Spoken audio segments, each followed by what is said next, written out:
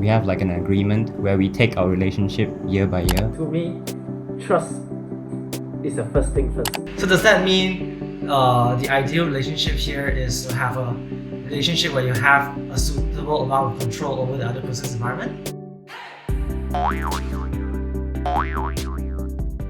Hello everyone, what's poppin'? Welcome back to yet another episode of Bouncing Board. If you're new here, welcome to our channel.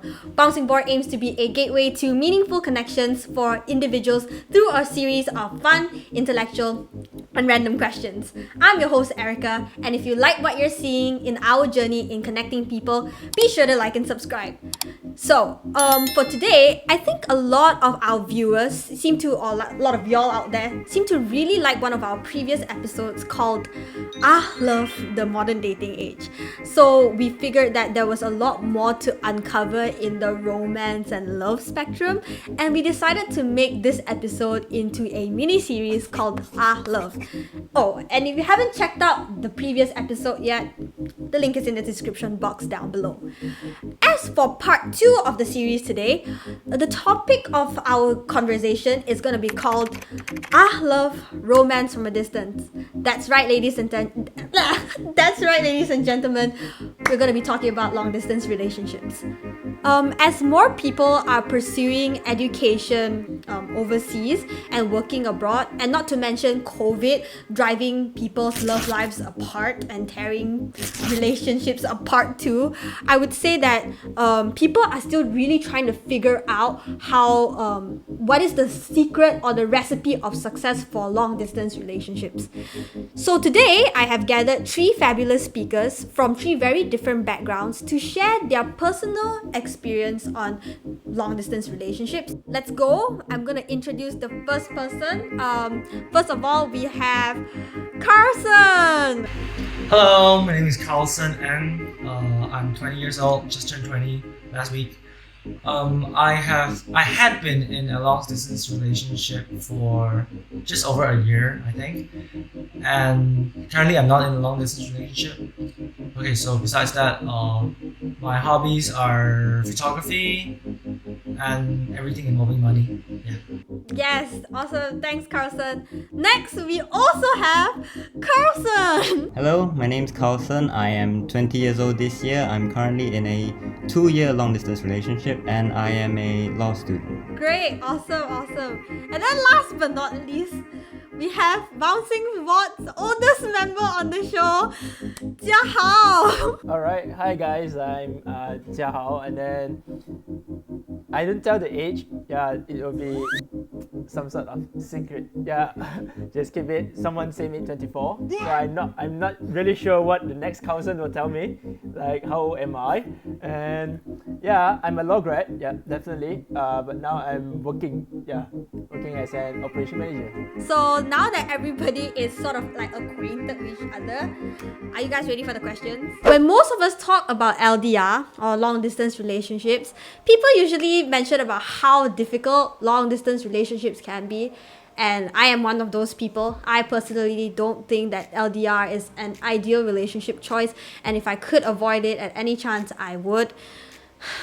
Sorry guys, I'm just being realistic here for my sake. But despite all the tools, we have social media, we have video calling, we have everything to keep a relationship going even with the distance. It seems like it's pretty much an impossible task. So the question is, why do you think people are so afraid of long distance relationships? Normally people are usually afraid of it, or like you would never want to commit to such thing, is because obviously the elephant in the room is that physically you're not together, and that I think it plays a very big role when you're not physically together. Because I don't know, to me, I feel like everyone in a relationship, you want to be physically together. There's no way you can cope with just being virtually together online, like through a video call or anything. You can't sustain that long term, definitely. So I think the biggest danger is not being there physically together, and I think that in itself leads to a lot of problems, like you can easily just overthink and be insecure, and I think any sort of little things due to you not being physically together can create like doubts in your minds on whether your relationship will last. And yeah, I think that's the main sort of danger of an LDR.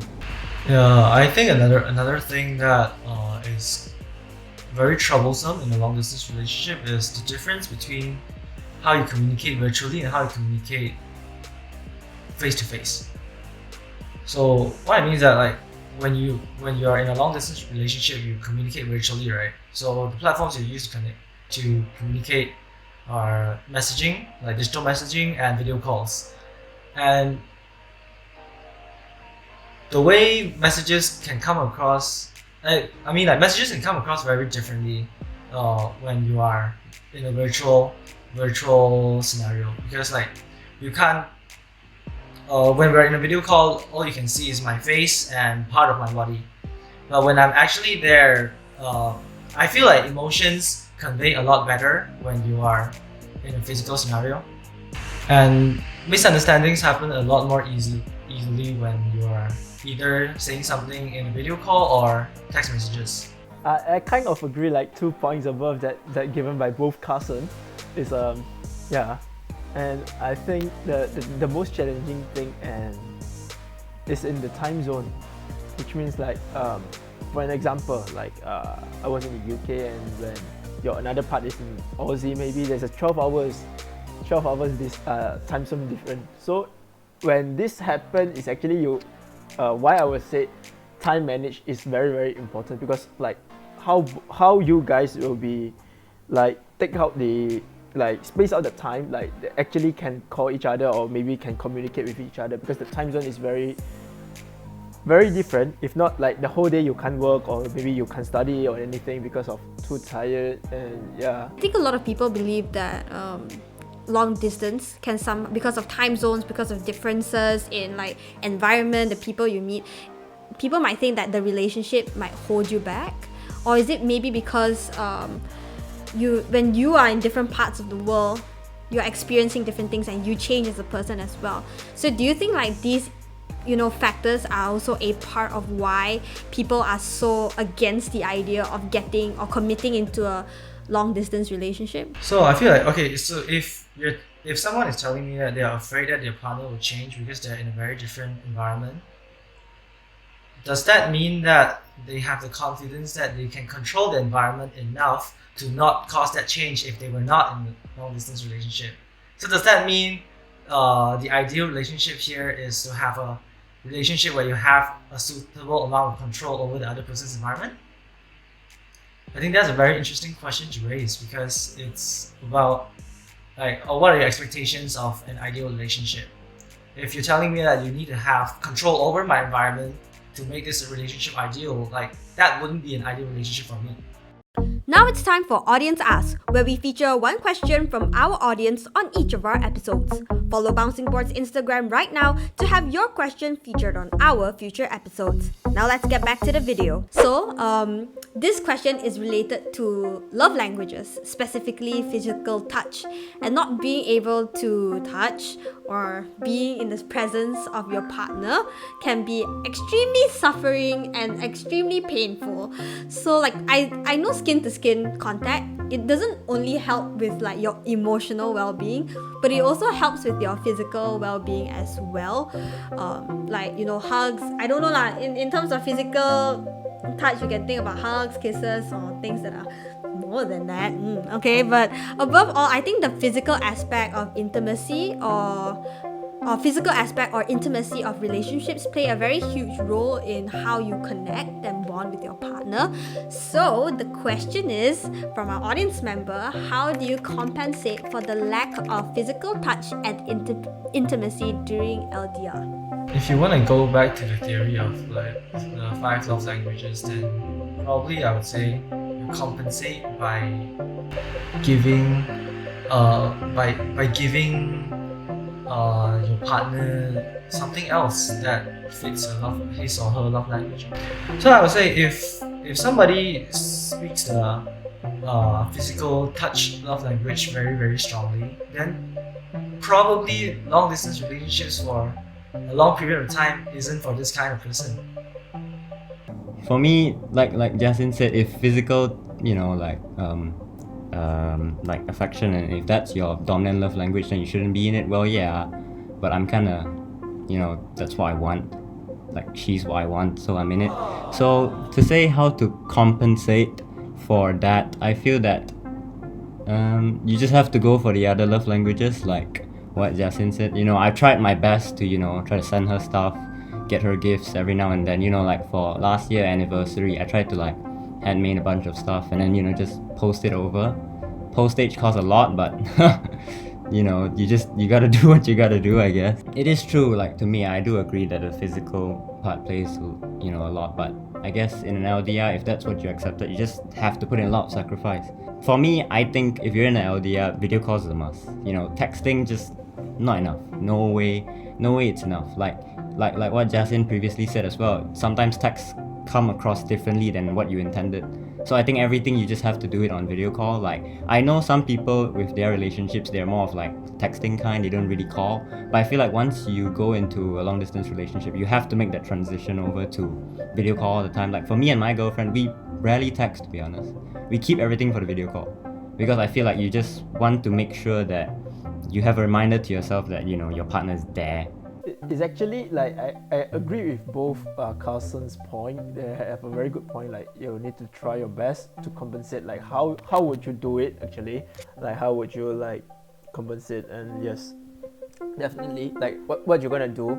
And for the first Carlson, which is not in the red shirt, like he has a very good point. Like that video calls instead of just sending text messages or everything, because actually to me text messages doesn't mean anything because it don't have any feeling. You can't feel it. Like, how is your tone, like what is your tone? Maybe you are just in a normal scenario, but your partner might feel like, hey, why are you talking about this? Why suddenly ask me like this? Like there maybe will be like misunderstanding over it. Minimum like that's for me lah. For me, I will do like every day. It must, like, I will space out the time with my girlfriend, like at least a call a day. No matter, like, even though we are back in Malaysia, also we did the same thing because this is how we practice it, like to solve it. And we don't kind of in LDR we don't waste time, like I would say on the same issues, like we don't waste time on the same issues, like how many days on the same issues. So yes, I did like I didn't do, to be honest, I didn't do that what cousin did, like send her during the anniversary, but I did repay her when I come back in Malaysia. Yeah, For what I know, relationships can be very exhausting. Even if it's not an LDR, it can already be very exhausting. And can you imagine if like with LDR, the time zone difference and everything, sounds like it sounds very tiring, to be honest. But with LDR, there's always like external factors that can impact your relationships, I feel. Whether if it be like time difference lah, loneliness, the environment, and yes, even meeting other people. So there are many things that can always be a distraction for people or couples. And for a lot of people, their current relationship sort of turns into a burden and they feel held back, like what I mentioned in like the first question. So in many cases, the question is, have you ever considered ending the relationship, or even, it's gonna be controversial, or even cheating due to the circumstances of LDR? And how would you suggest others to overcome these thoughts? Yes, so personally, the feeling of the relationship being a burden and being exhausting, I've definitely felt that before. But I have never had the thought of wanting to cheat just because of it being a burden. I feel like if you feel your relationship being a burden, the first thing you do is talk. Like, communicate it with, like, I would communicate with my partner. And from my experience, usually if the relationship is being a burden, usually the cause, in the most general sense, is expectations not being met. What I would do is we talk to manage the expectations. So what are expectations on our relationship that can be met, that are reasonable. So instead of thinking of ending it or cheating it, I think speaking out is a very, very important point to me. So if like got anything, yes, I just tell honestly. Like in my perspective, just tell honestly. Today I met someone that really interesting. Just tell. Maybe your partner will feel that, wow, why do you do this? But actually, it's like you show your trust to your partner, that you're being honest to them when you are telling them, like, yeah, I letting you know because you are my partner, so I letting you know, instead of I go and execute it first, like I go find another one first and then only you found out or something else. It's like kind of cheating. So to me, I don't accept cheating. Loyal is the key in a relationship. If like you cheat, you are trying to cheat, so what for being together, isn't it? Yeah. Yes, it might be a lot of, like we said, 很多诱惑, okay, like 很多诱惑, but somehow it depends on you how yourself control it. So basically, like I think everybody definitely has urges. You know, you meet things that will interest you and ignite a new spark. I don't know, but I think just because you have urges, you're also human. It's normal, but you are also human. You are human, a creature that is able to comprehend complex emotions. Hence, you have to. I think it's the end of the day. It's down to control, you know, and like, you know, just keeping your emotions in check. I feel. So I do agree with Jia Hao. I do agree in that sense. Yeah, and I think even though I think if you bring stuff like that up to your partner, it definitely may hurt, but it's so much better than hiding it from them and letting them find out later. That's even worse, you know, I feel. I think to answer the first part of the question, which is about the cheating, or, you know, have you ever felt exhausted about it? Cheating, no, definitely not. That's not me, nowhere. Like, if anything, if you ever have any doubts in your mind, I think the first thing you have to communicate. I agree with, you know, both of them. The point is communication is, you know, the most important. You just have to communicate it if you have any doubt in your mind. I feel like cheating is never the result to go for, you know. That's just never the way to go. Like, if anything, you should just communicate it and find a way to resolve it. But I think my point is more on the second part of the question, which is how to overcome, you know, this kind of exhausting part of the long distance relationship. I feel like the only reason you would get to a point in your relationship where you are being, you know, tired of it or like exhausted of it is because you don't have a goal, or you don't have something to fight for. So to me, I feel like an LDR can be broken into two types. You know, you have the first type of LDR, which is like you have a set time frame. So it's like, for example, maybe your partner is like going overseas to take like a 3-4 year degree course or whatnot. You know, in that sort of relationship, I feel like it's easier. Well, I'm not saying it's easy, but it's easier than the next one I'm gonna mention later on. It's easier in the sense that you have something to work for, you have something to fight for. It's like, you know that, okay, you have a time frame of like 3 to 4 years, and in your mind you can work together and find motivation and try to work towards that 3 to 4 years to, you know, make the relationship work, you know, make it happen. I feel like it's the easier one of the two. The other one is the one I'm actually currently in, which is there's no set time frame. My girlfriend is actually now in New Zealand, and she's actually a PR there, a permanent resident. So she's actually staying there, like her whole family is there, and she's studying there as well. So for me, in my situation, there's no set time frame, you know, and because of that, there's a lot of uncertainties that you cannot predict anything. There's no time frame, there's nothing to work for. So I think from the past year or so, we've been trying to think like how the normal relationships would. Like, we try to maybe, you know, just set a year of like 5 years, we work to that. But slowly we start to realize that it doesn't work. It's because you know in your mind that there's no set time frame. So setting that kind of like 5 years, it just doesn't work. So for me, what me and my girlfriend currently do is we kind of we have like an agreement where we take our relationship year by year. Because I feel like in our relationship where you kind of don't have an end goal to, look towards or fight towards, it's very hard for you to be shooting so far ahead and trying to look too far into the future. So for me and for my girlfriend currently, what we do is that we take our relationship year by year. We just discuss stuff, within a year basis. Like we talk about, oh, this year, how am I gonna meet her? Is she gonna come back? Am I gonna go over? And we just take it year by year, because if we're trying to shoot too far, I feel like once you start thinking that far ahead, you start to build like a doubt in your mind, which once that, it's like you're planting a seed in your mind telling you that, oh, this relationship isn't gonna end. Like this relationship isn't gonna, it's not gonna end well. Like it's gonna end up in a breakup eventually. So once you have that seed planted in your mind, and over time it will just keep growing and growing and growing, and one day it will just hit, and that's your like breaking point. Like boom, it's gone.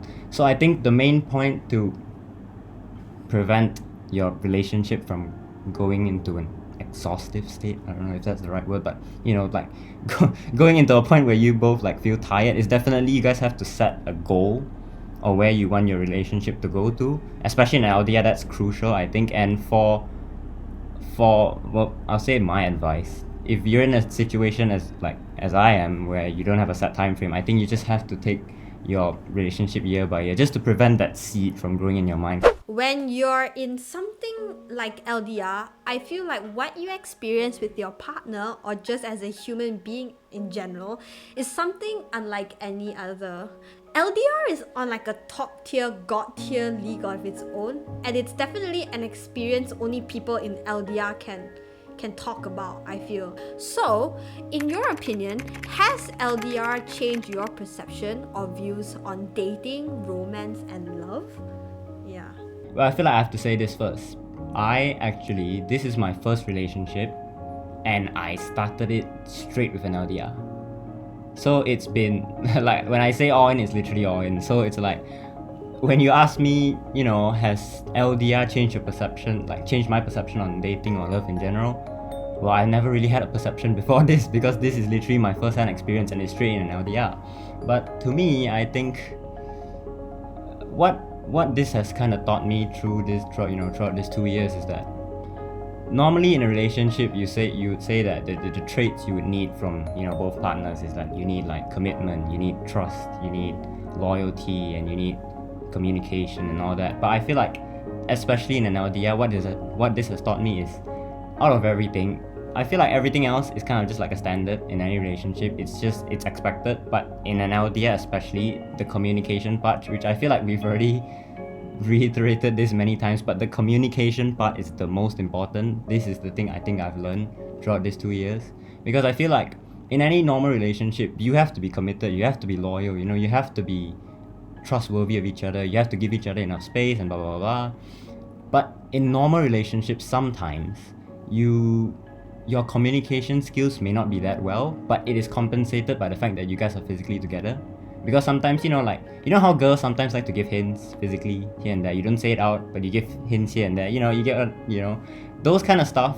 Those kind of hints, sometimes it's hard enough for guys to, read it normally already. So, more so in a long distance relationship, it's impossible. So, what I've learned is that you can kind of cope with not so well communication skills in a normal relationship where you're physically together, because you can kind of read the physical language.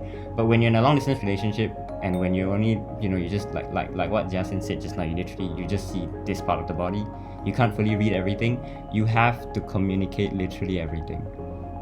Both sides should not be afraid or ashamed to ask for reassurance if you need it, because sometimes, boys, you feel like, oh, I don't need reassurance, I'm a man, and that kind of shit, But I feel like in a long distance relationship, you can't just give hints here and there and wait for your, partner to kind of read on it. It's very hard. So I think you just have to communicate anything. I feel like you're in a relationship, you trust both of each other, you have to just trust each other to tell each other everything. Yes, I agree completely with everything he said, because it's like almost everything he said is similar to my experience. Like, I didn't have a perception before this. This is like my first relationship that actually looks like a relationship, and it started off as an LDR. Of course, now it's not an LDR, but it started off as an LDR, so the experience is pretty similar.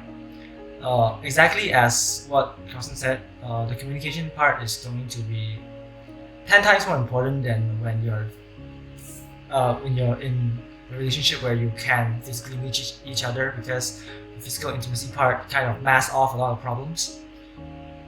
But when you're in a long distance relationship, you have to solve all those problems by communicating. And also, exactly as what he said, like I used to tell my girlfriend, like, you can't, like when we're texting, when we're in a long distance relationship, you can't tell me that you expect me to give you what you need, because I don't know what you need when you need it. So if you just need something, when you feel left out, when you feel lonely, like when you want me to give you more time, more attention, just say it and I'll give it. It's not like I don't want to give it, right? It's that I need to know what you need. To the gentleman here, the question is, what advice would you have for all the potential LDR or current LDR lovebirds out there? I feel like from hearing this entire session, the one word that you will hear the most is communication. And what that means is to talk about everything, even when you don't feel like it, and even when it's uncomfortable. And sometimes that also means putting down your ego, even though that would feel like that'll suck. Like that will feel very, very bad on your end, but it's going to help you solve your problem quicker once you put down your ego and actually talk without ego. So yeah, communicate well. That's basically the biggest takeaway you can take out of this session, I guess. Yeah, good luck. To me, trust is the first thing first. If like you don't trust your partner, okay, in a relationship, if you don't trust your partner, no matter how you communicate, no matter how you put down your ego, it is the same for me, because you don't trust. So why I would say trust, just ask yourself if you want to be in an LDR, because there's so many uncertainties that you can't control, like what things will happen in the next, and who will your partner dating next? Is it being better than you or compared? Like a lot of uncertainties. So ask yourself, do you trust her or not? Trust your partner or not? I think a lot of relationships do end sometimes because of misunderstandings, miscommunications. So I feel like at the end of the day, in a relationship, I think apart from everything else, communication is kind of like your most clinical point. It's like the make or break of your relationship, you know. Like a good communication with your partner is what makes or breaks your relationship, I feel. And I usually use this to describe a relationship. I think a relationship is kind of like an endless game of like tug of war. You know what tug of war is, right? So you have both parties on each end just pulling that rope. I think a relationship is just an endless game of that. Literally. So both parties just have to be pulling their weight all the time. Once one party stops pulling their weight, the game ends. That's when the relationship dies. So in terms of whether it's an LDR, if your LDR is working towards 5 years of long distance, then that endless game of tug of war has to last for 5 years. It's just both parties have to be pulling their weight, and to be able to do that, it goes back to my previous point, you have to have a goal. Ladies and gentlemen, boys and girls, fellow lovebirds out there in LDR or not in LDR, we are at the end of yet another episode of Bouncing Board, and I think everybody here would want to say good luck with all your relationships and your love lives, and those who are really fighting on LDR, whether it's because of COVID, overseas, or just the inability to see each other. I'm really hoping for the best for all of you. Yeah, so that's it for today's episode of Bouncing Board, and we'll see you on the next one. Bye!